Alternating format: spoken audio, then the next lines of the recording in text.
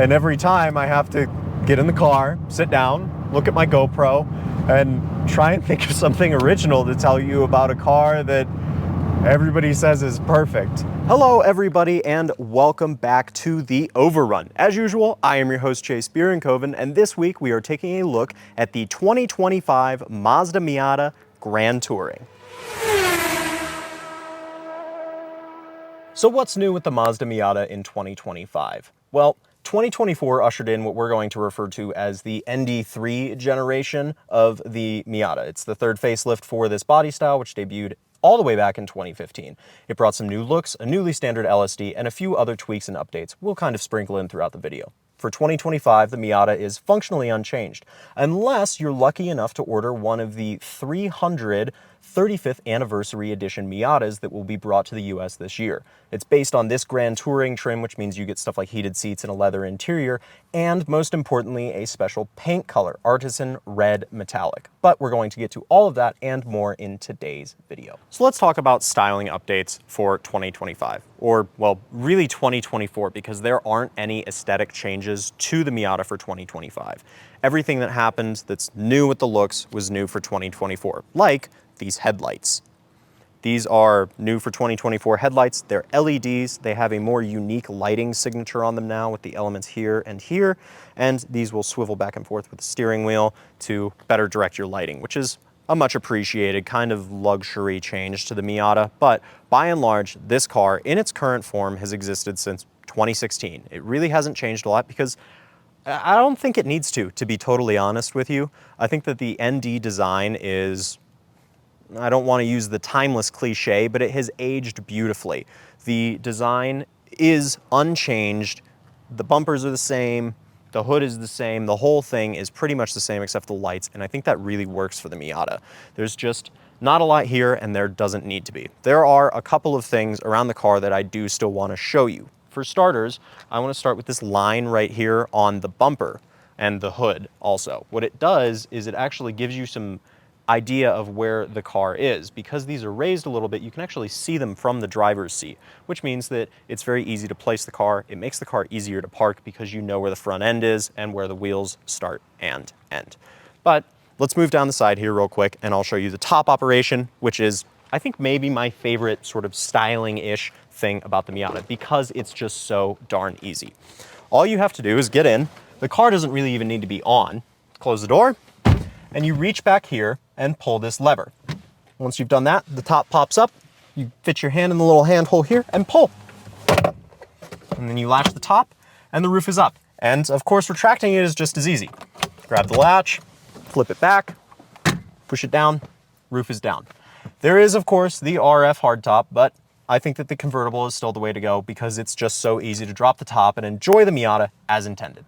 Of course, there's not much new under the hood either. The Miata still uses the same 2-liter, naturally aspirated, inline 4-cylinder engine it has had since 2019.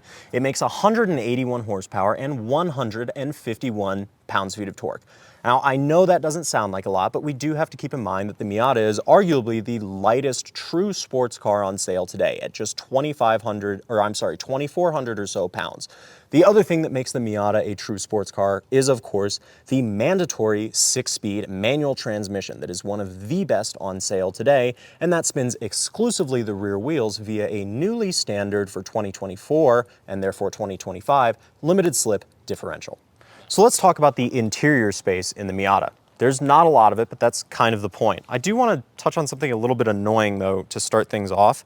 There's a little more storage in here than you might think, but it's a little hard to get to. Let me show you.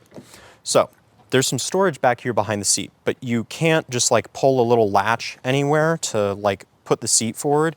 You have to move your seat back all the way forwards or move the seat forwards. And then there's these little behind each seat cubbies, and they're actually pretty deep. They're also soft to make room for the top, but you could fit some pretty good sized items back there to keep some accessories there.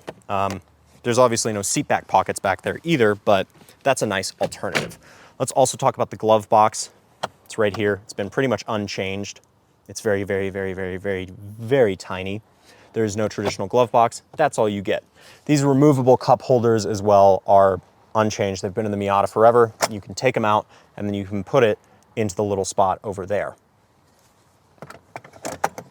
Now, let's actually get in the car, which is pretty easy when there's unlimited headroom, although you do have to fold a little bit when the roof is there. Once you're in, the Miata feels, I would say, comfortable. Some might say a little claustrophobic. It depends on the kind of person you are. I've had a week with the car. I'm very used to it now. But no matter what, the driving position is pretty much perfect. The pedal spacing here is perfect. The visibility is excellent. As I talked about in our styling segment, you can see the haunches of the car up front, which makes it very easy to place. There's also, even when the roof is up, a ton of rear quarter visibility, which means your blind spot is very accessible. This car's got blind spot monitoring, but even if it didn't, it would be very easy to see out of. The visibility here is great. This windshield is nice and close, which means I can see out of the corners of the car without the pillar being in the way. It's really nice. Now, let's talk about some of 2024's updates that are still some of my most appreciated updates. Let's start with the gauge cluster over here, which is largely unchanged. It's still a physical gauge cluster. So, physical needles, physical dials, there's a little screen over there on the left, and that's it. But over here is the new stuff.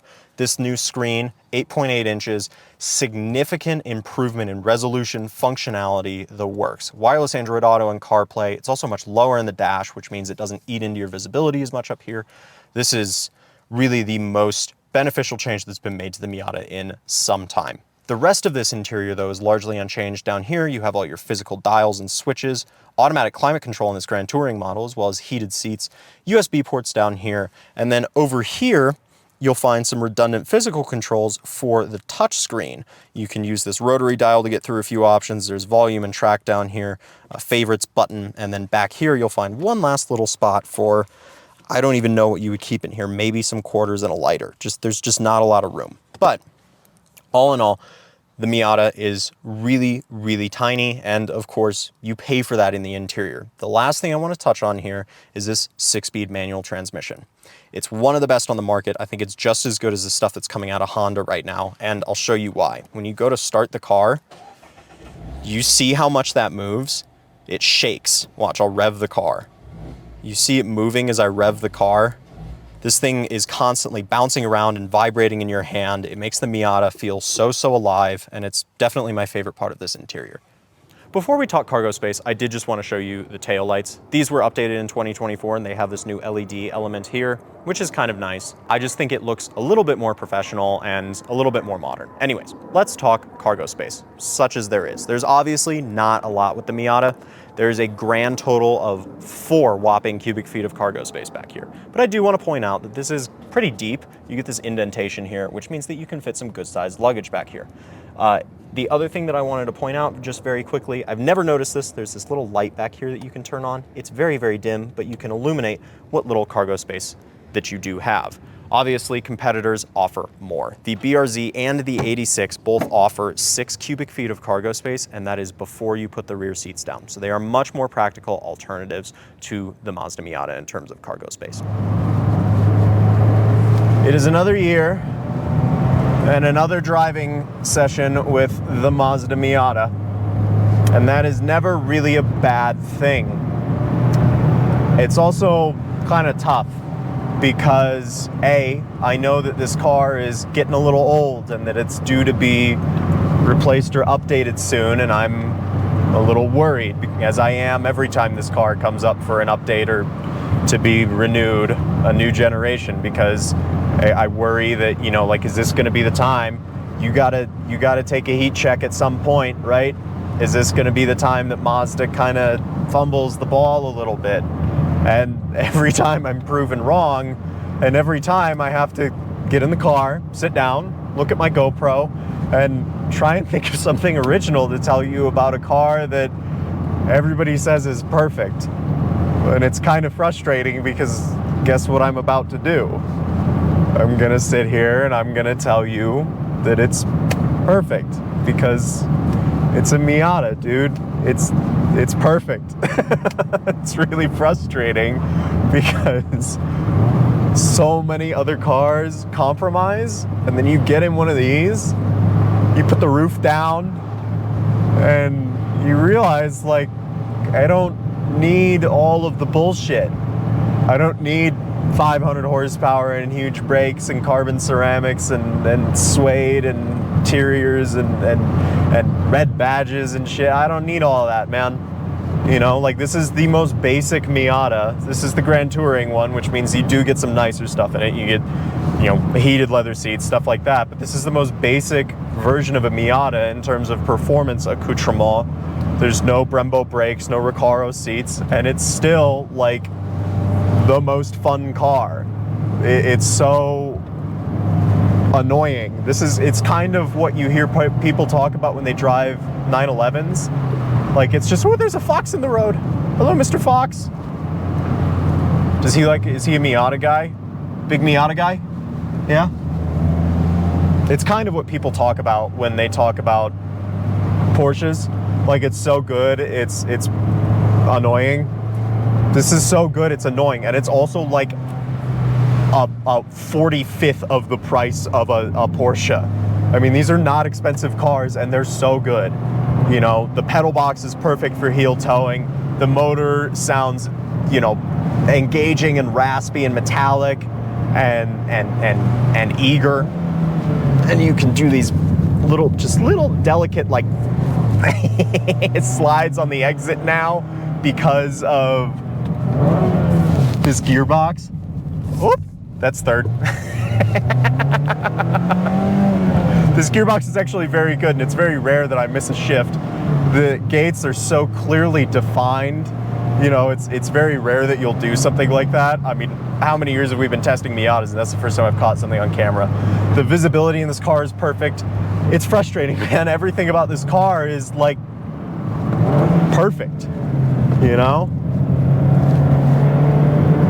It's just so delicate and fun and easy, and then it gets 30 miles per the gallon, and there's just nothing bad to say about it, and infuriatingly, there's nothing original to say about the thing either. So I can't sit here and deliver you some hot as hell take about, like, why the Mazda Miata sucks or something, because it doesn't, and I'm not a liar. The Mazda Miata doesn't suck. It's perfect. It's a perfect car. The Mazda Miata is a perfect car. So I think that that's probably a good spot to leave this. The Mazda Miata is perfect. If you can afford a Miata, go buy a Miata. Next, please. So let's talk pricing, because Mazda bills the Miata as the affordable sports car, and in many ways it is. It starts at $30,765 with destination for a base Mazda Miata Sport. But unfortunately, the Miata also becomes not such an affordable sports car, and rather quickly. If I, Chase, were to go out and buy my perfect brand new Miata, I would be spending another $9,000 to get all of the good sports car goodies that can come with this car. The club trim with its Bilstein dampers and the Brembo BBS Recaro package adds almost $9,000 on top of, well, I can't just have gray paint, so I've got to get that too, and that's another few $100s. It adds up very, very, very quickly, and the Miata that I would buy is about $39,000. That's serious sports car territory, and most importantly, also quite a bit more money than similarly spec'd competitors. Depending on how you look at it, there are two or one alternative to the Mazda Miata. It's the Subaru BRZ and Toyota GR86 twins. They share a platform and the same 2.4-liter naturally aspirated four-cylinder engine, making 228 horsepower and 181 pounds-feet of torque. Both offer a 6-speed manual, but Subaru only offers the 6-speed manual, whereas Toyota also offers a 6-speed automatic. Now, if you would like to hear a little bit more about those cars and why you might be interested in one, we have a video up on the BRZ TS, which is the performance-oriented trim. It's worth noting that both manufacturers do offer performance-oriented trims of each, just like Mazda does with the Miata, but the biggest benefit is, of course, the inclusion of a fixed roof, coupe body style, and back seats with a significantly more practical trunk.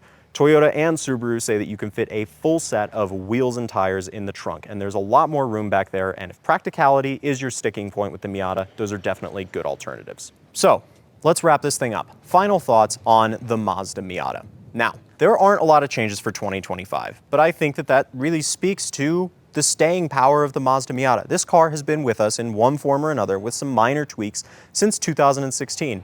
To be quite honest with you, Mazda could probably just continue making it like this for another decade, gradually updating things and adding new bits here and there.